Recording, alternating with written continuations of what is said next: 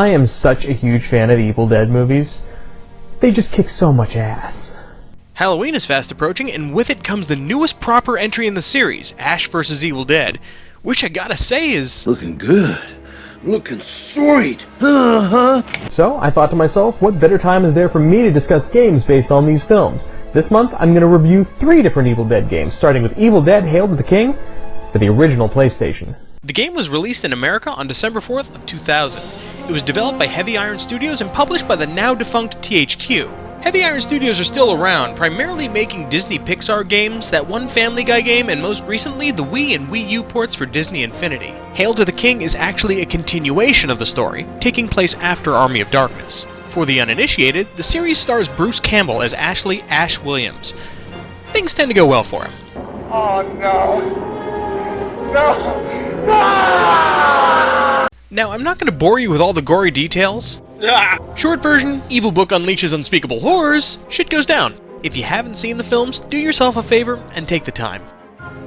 Back to the game, you make your way to the title screen and... press the friggin' start button, would ya? Whew, Bruce, you're so forceful. Hello?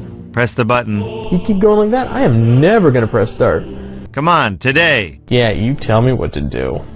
Right off the bat, you'll notice the story here is just really lame. I met a great gal, Jenny, assistant manager, arts and crafts. We were the perfect match. We decided to go back to the cabin, back to where it all started. She said it would be good to face my fears. Big mistake. And you know, I could handle that nonsense if the game even had a teaspoon of originality. But what this game does is it blatantly rips bits from Evil Dead 2 and just recreates them awkwardly. Why is the hand still there? Oh no, not again. Damn it, it won't shut off. And why can't he turn off the recording? The Nobi cabin had another chainsaw? Not to mention enough parts to recreate the harness for it. Oh, and look, they did the mirror bit. And you know, I get what they're doing, but there's too much of a Me Too vibe and it just doesn't work. I shouldn't be rolling my eyes during these segments. But you've gotta love that PS1 FMV Bruce Campbell. Groovy. You begin in the main room of the cabin just adjacent to the recording equipment. And the first thing that may be going through your mind is, hey, this is kinda like Resident Evil. And you know, a Resident Evil clone in the Evil Dead universe could be amazing. You'll notice that Ash has the same sort of spinny tank controls that you have in classic Resident Evil. You press the X button to swing your chainsaw, square to use the weapon you have equipped in your left hand, circle interacts with things, picks up items, opens doors, and turns off the chainsaw. Holding down L1 and pressing either left or right will allow you to do this little hop thing in either direction. L2 will also turn off the chainsaw. Holding down R1 and forward causes Ash to run, and he runs like a dork. R2 turns on and revs the chainsaw, and finally, triangle is the dedicated one-liner button. Let's go. Yo. Now, I've heard that this can affect fights or cause more enemies to appear based on your taunts, but I've never really experienced it. They start you off with a pistol instead of the shotgun for some reason. There's some pistol clips that look more like loose bullets, but what do I know? There are some first aid kits and fuel for the chainsaw, more on that later. And finally, you have the converter, which at this point in the game is completely useless. Well, that's one wasted item slot. The first item you'll find on the table next to Ash is a save tape. So, this game has a save system that requires tape or ribbon of some sort. Yeah, that's thinking outside the box. And so you'd expect to save at like reel-to-reel audio recorders or something. No, in this game, these tapes somehow work with chests. At least in Resident Evil, you use the ink ribbon with typewriters, so, I mean, whatever. As you begin to wander around the cabin, you'll run into that one ghost that comes out of the subway in Ghostbusters, and somehow you're able to attack it with your axe. Yep, that's what I think of when I think Evil Dead. Ash swinging an axe at a vomiting ghost. And just look how many swings he takes. They also do this wacky bit where they disappear into the ground for a few seconds, only to appear in pretty much the exact same spot. It doesn't really give them an advantage, it just kinda seems to draw the fights out longer.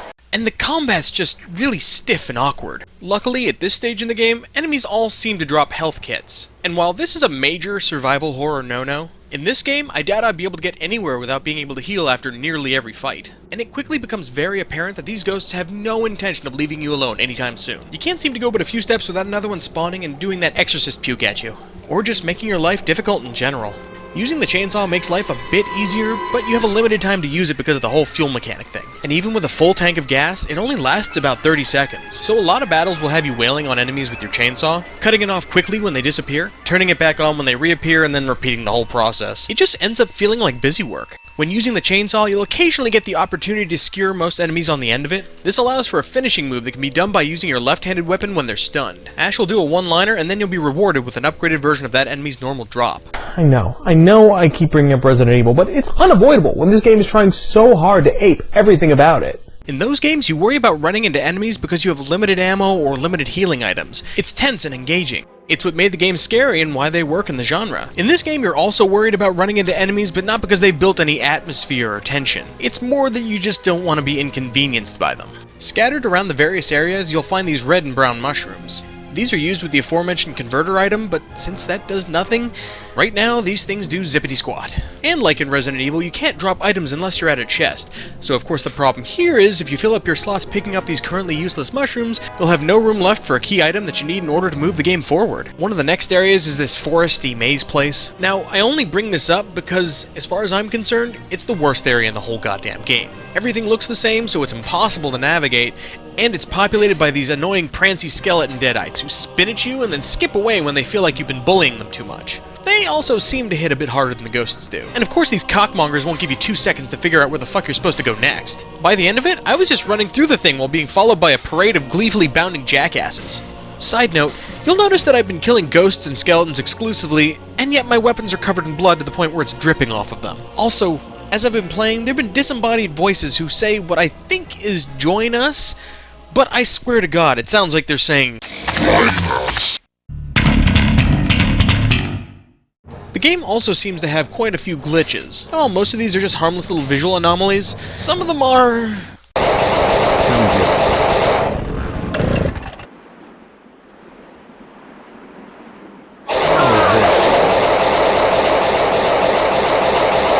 That is fucking terrifying. So you meander about until you find a house that was owned by some hillbillies, until they turn deadite. You get a ripcord off a lawnmower, which allows you to start a generator that somehow opens a previously stuck door. Locked. You kill some dudes. Inside, you finally get the boomstick, do some stuff, fight a giant grandma spider, the usual.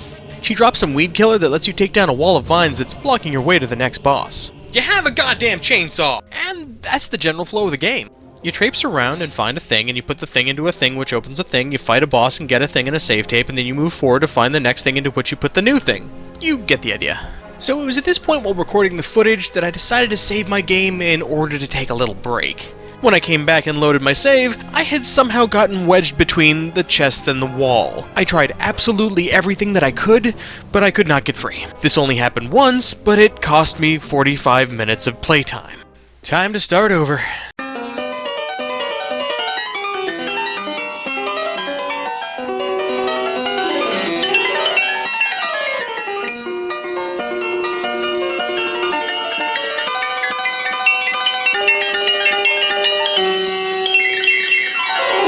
So after an admittedly much easier time getting back to the point where I was, I kill an evil tree boss and I get my keys from a priest who I'm sure is on the up and up. And it was around this point where I noticed I can suddenly use the converter. And let me tell you, this changes the game drastically. Now I can grind for mushrooms all I want, but I don't even really need to. They're everywhere. Shoving brown mushrooms into the converter somehow turns them into a health pack, and the red ones become a half tank of gas. This means that I have plenty of fuel and health at pretty much all times.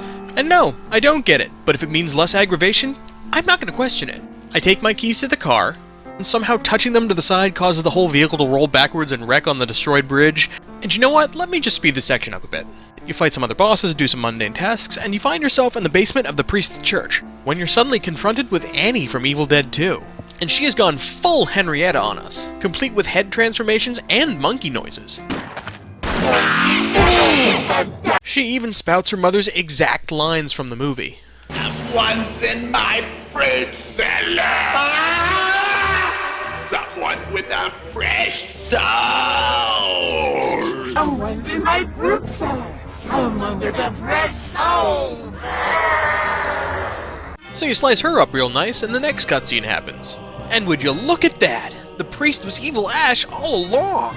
So we move on to Disc 2, which takes place in Damascus for some reason. And you meet Abdul Aziz. He's in prison for reasons. He claims to be the one who penned the Necronomicon, and they're not really clear on what this means. According to him, we had uncovered the ancient texts of the Dark Ones deep within the earth, and I had been translating the passages. And as I neared completion of the Necronomicon... Buddy, I ought to kill you right here. I didn't write it. I only translated its passages. Its true origins are not of this earth. But wait, does that mean he created the copy that was in the Nobi cabin? If so... Inked in human blood and bound in flesh. That's kind of fucked up. Or did he just translate that copy, and if so, why is Ash so pissed? You know what? I don't care. Moving on. From here, you have to help him escape, so you grab some splody powder, you blow the door on the cell. He tells you that you need to help him acquire his notes so he can finish translating the section of the book that gives details on banishing the evil forever.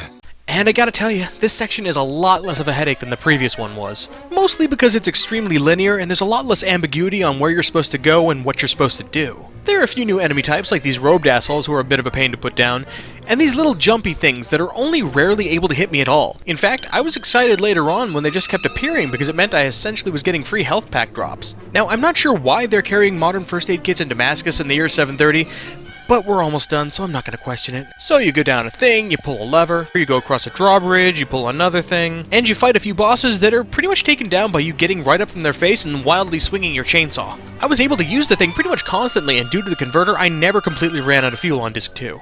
So you make your way to a chamber that allows for travel between worlds. But Aziz explains that to open the portal and go after Evil Ash, you must acquire the Dark Sign from the catacombs. And Ash won't be able to enter there because the mere sight of some of the creatures will drive him insane or destroy his mind.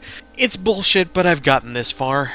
You need to enter a lab to find a familiar that'll obtain the sign for you. So you go through a portal and you kill some more of those little hoppy guys, and you find your hand. How did it get there? Why is it there? Did someone put it there? So you take the hand back to Aziz, who says he can link it to Ash and use it to enter the catacombs. There's a bit more busy work in a library. It's inconsequential. So you return to Aziz, who warns you to be careful because Ash and the hand's souls will be linked, and that if the hand dies, Ash dies with it. Hands have souls now? But you know what? At least they're going to mix things up a bit. The catacombs sound neat, and I want to see what it's like to be able to run around as the hand. They don't even let you play that part. They don't even have a cutscene to show your hand within the evil catacombs. They built that shit up just to gloss it the fuck over? What the hell, man?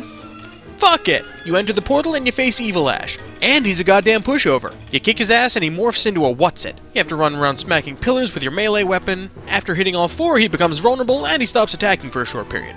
If you have a few health packs, he's no trouble at all. Final boss? Done.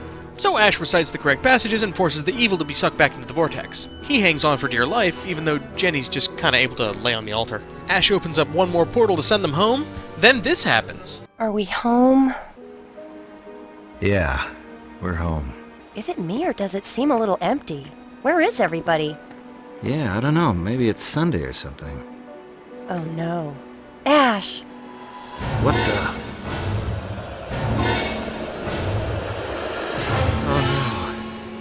No! No!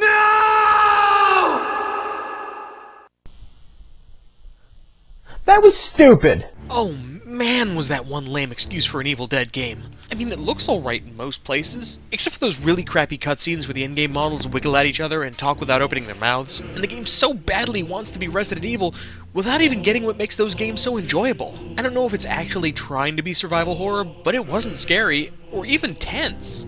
And it's trying so hard to fit in with the movies, it's kinda pathetic. It just feels like lame fan fiction that was somehow voiced by Bruce Campbell. At least he's a lot of fun. Bruce is always fun. And thankfully, it was short. Yeah, 11 hours my ass. After I got the hang of things, I ran through it in about 3.5. But here's the weirdest part, guys, and I really have to be honest here. Toward the end, I was actually starting to enjoy myself. Let me leave no room for misinterpretation. This is not a good game. Do not play this game. I am a masochistic Evil Dead fan, and I'm willing to bet in the back of my mind the catharsis that would come from ripping at a new one may have softened the bullshit. So, you know, if you really must play a Resident Evil style game, play Resident Evil. I mean, there are enough of these out there. However, If you're still interested in that Evil Dead video game experience, come back next time when I'll be talking about the next game in my 3-part special. See you then. If you're still interested in that video game experience, that Evil Dead video game experience, if you're still interested in flubbing your lines... Hey guys, I just wanted to say thank you so much for taking the time to watch this video. This one took a lot longer than I had anticipated, and I'm hard at work on the next one right now. If you like what you saw, then feel free to subscribe so you don't miss out on part 2. And please share it with absolutely everyone that you can. Thanks again, guys.